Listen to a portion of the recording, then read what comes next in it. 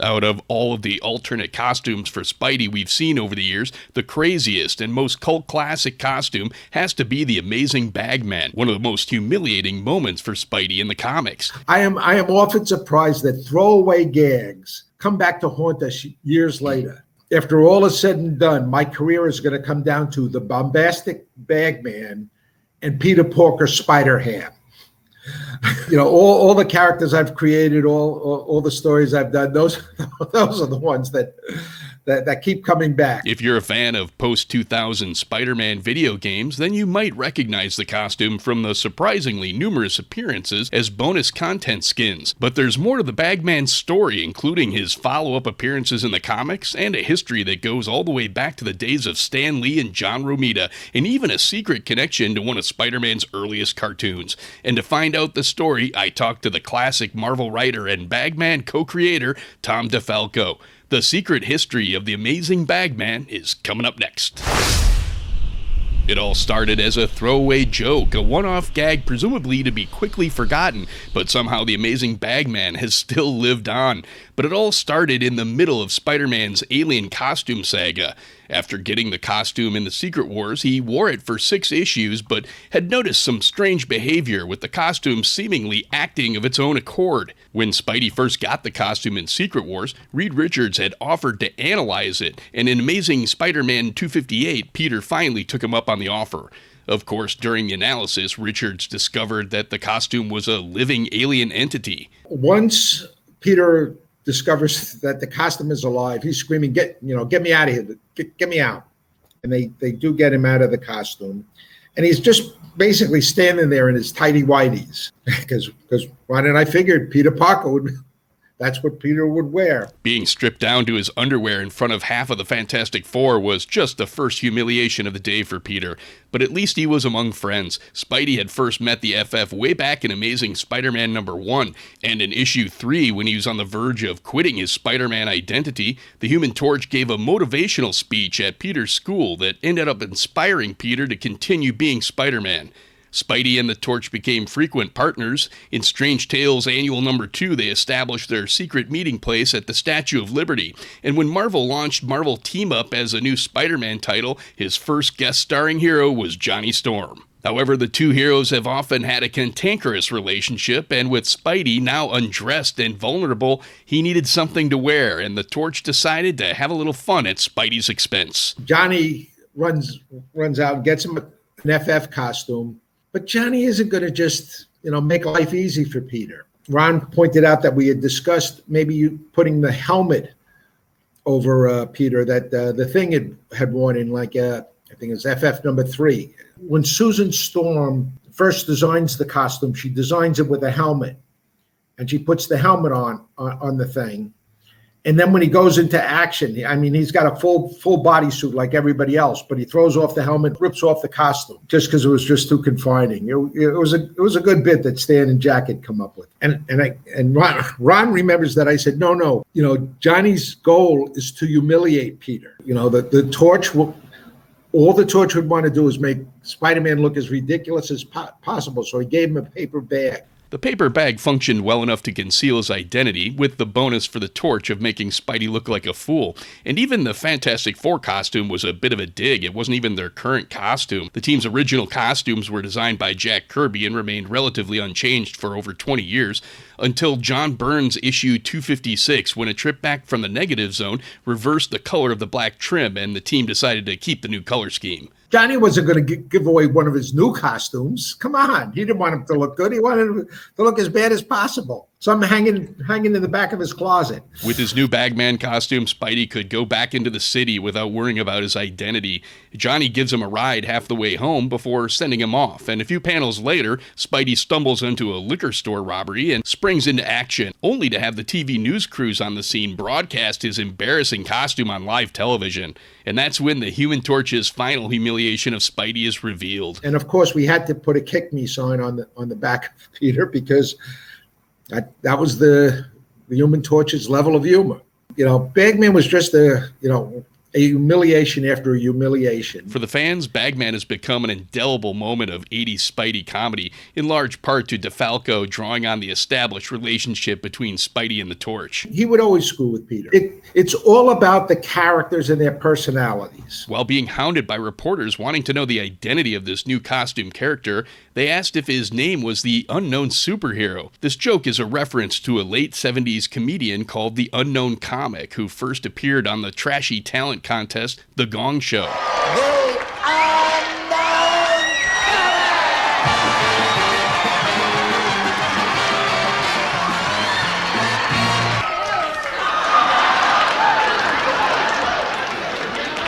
Boy, am I sweating! All right, I am the Unknown Comic, America's first punk comedian. I tell you, I'm in a pretty good mood. I took my dog to a flea circus. He stole the show. All right, time now. I've been working on some more impressions. This is my impression of that favorite game show, Hollywood Squares. The Unknown Comic mixed his paper bag gimmick with rapid-fire tacky jokes, a kind of dirtier modern-day Henny Youngman. All right, if Ella Fitzgerald married Darth Vader, she'd be Ella Vader. It may be hard to believe to younger viewers, but the mix of the Borscht Belt comedy and the paper bag gimmick were a hit. He appeared on 150 episodes of The Gong Show, which propelled him to become a bit of a minor celebrity. Time number, quick impression from the movie The Exorcist. My impression of Miss Linda Blair.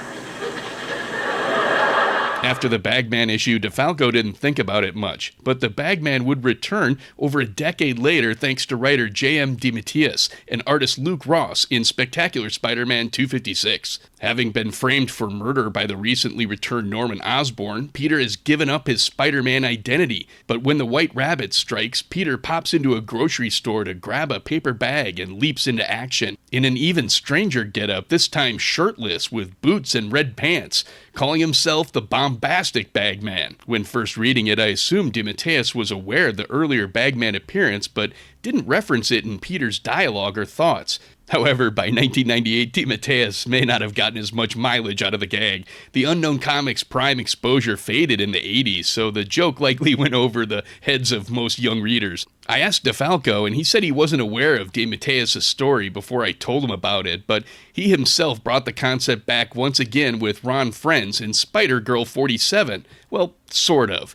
In this alternate future, a retired Peter Parker drawn back into action to help his daughter, who's taken on the identity of Spider-Girl, and a young team of heroes. He finds himself once again in need of a costume. In a scene that echoes Amazing Spider-Man 256, the Human Torch's nephew Franklin Richards gives Peter another old Fantastid Four costume, and this time without a kick-me sign, and DeFalco even gave him the Thing's old helmet, the one he had rejected when the Torch was giving Peter a costume in 256. DeFalco noted that he got better treatment from Franklin because, well, Franklin wasn't a wise guy like Johnny. Consciously or not, the scene feels like a callback to the Bagman gag decades earlier. The Bagman made one more appearance in the comics as a variant cover for the second printing of Friendly Neighborhood Spider-Man #2 with art from Mike Wieringo and Carl Kessel. But could there be more to the origins of the Bagman?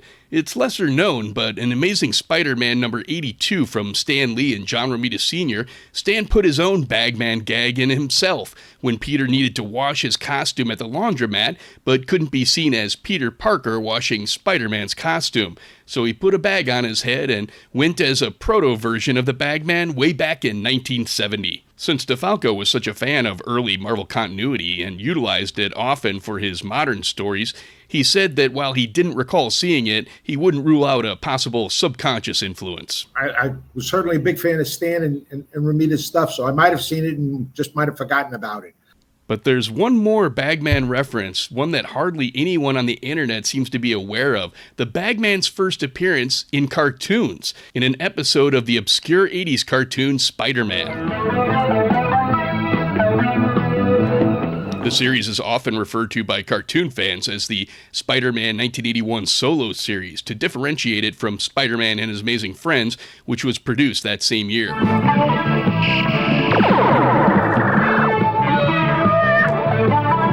The solo series was a lower-budget syndicated show that Marvel self-funded. Spider-Man! And in one episode, The Sandman is Coming, which is a loose adaptation of the classic Amazing Spider-Man number 4, Nothing Can Stop the Sandman. And in the comic, while fighting the Sandman, Spidey's mask is torn up, forcing him to flee. It includes a great Ditko panel collage of Peter freaking out, imagining him continuing to fight the Sandman, only to win but have his secret identity revealed, sending him to prison and Aunt May out on the streets selling shoelaces to survive. The cartoon also adapted that confrontation with the Sandman, moving the setting to the beach. You overconfident fool! You're beginning to bore me! Well, looks like Spider-Man just lost his head. Oh no, just my luck. Without my mask, I don't dare fight. And again he flees, but once back in the city, he finds a makeshift replacement for the rest of the way home.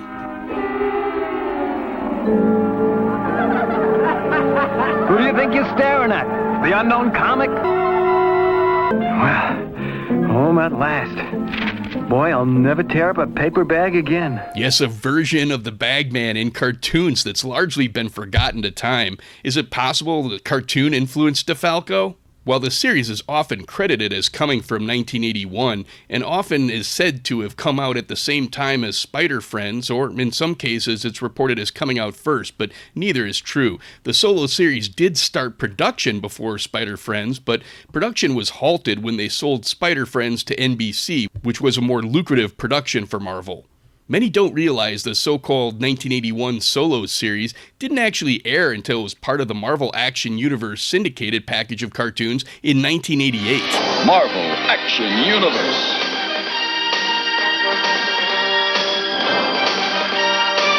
With Spider-Man.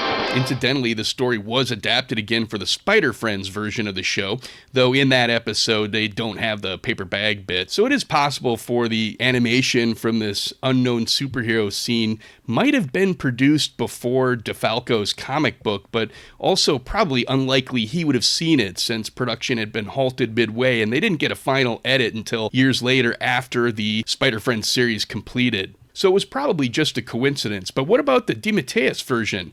Well, I've had the pleasure to interview DeMatteis in the past, and so I reached out to him on Twitter, and yes, he confirmed it was all a coincidence. He was not aware of the previous versions of Bagman, though like DeFalco, he said he couldn't rule it out as an unconscious influence. That's 3 separate writers all turning Spider-Man into the unknown superhero, unaware of the other's work. 4 writers if you count Stan Lee. No, I've never seen that before. But I mean, the Unknown comic was a pretty big comic in those days. I'm not surprised that there were a bunch of, Spider-Man with a bag over his head. I'm surprised that there weren't more characters with unknown superheroes.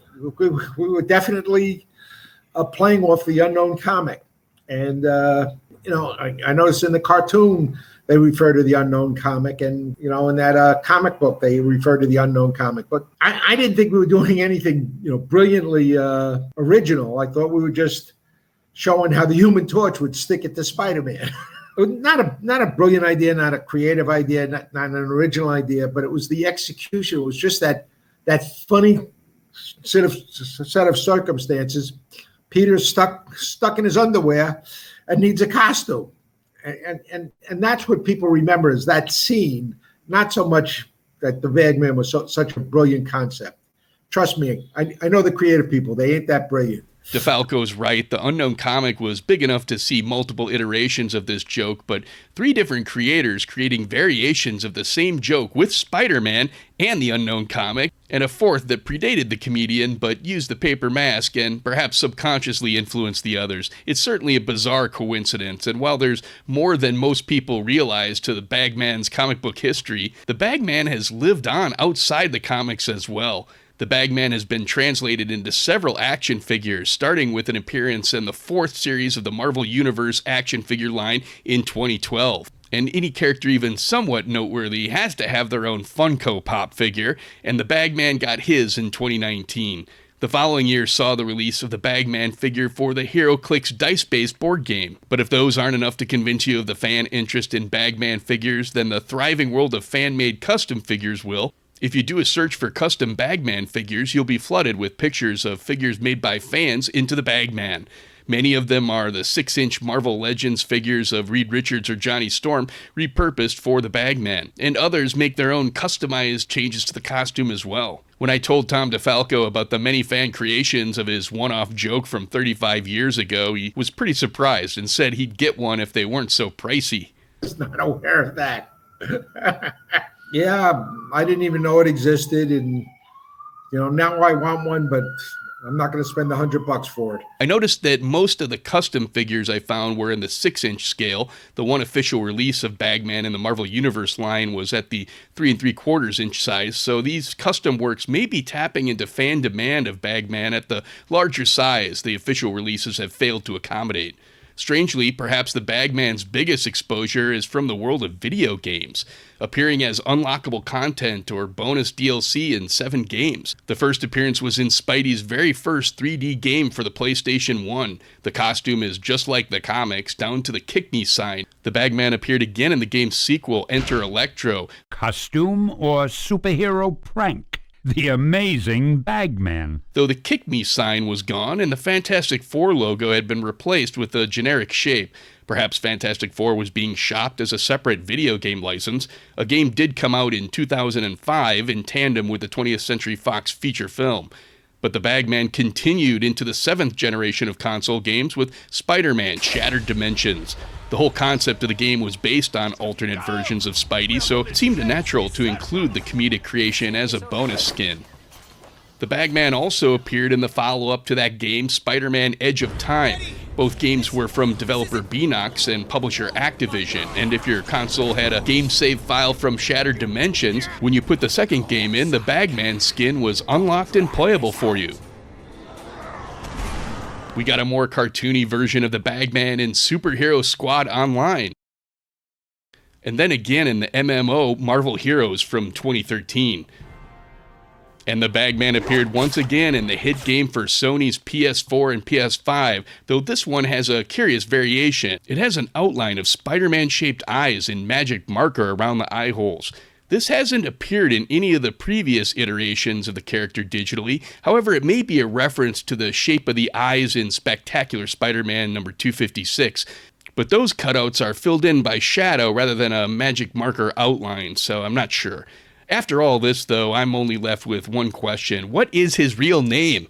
My comic book friends at the time just called him the Amazing Bagman. J.M. DeMatteis named his version the Bombastic Bag-Man. The 2000 Spider-Man game seemed to codify the Amazing Bagman, but the DeMatteis version with its alliteration seems to be taking sway as many official releases now call him the Bombastic Bag-Man. So what did co-creator Tom DeFalco call him? Now, people have over the years have ended up calling him Bagman. But at the time, we were thinking of this comic called The Unknown Comic, who wore a paper bag over his head. And the unknown football fans, people who would go to, let's say, Jets Stadium, watch the New York Jets play, and were embarrassed by their team. Not that anyone would ever be embarrassed by the New York Jets, unless you actually watch the team. But, they were called the unknown football fans and the unknown comic.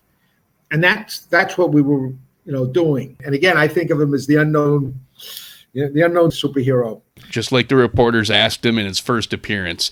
It was there all along, but whatever you call him, it's a colorful and obscure detail in Spider-Man's history. And for more obscure history of comics, video games, and movies, check out our other videos at the link in the corner, and we'll see you here next time on Hero Journalism.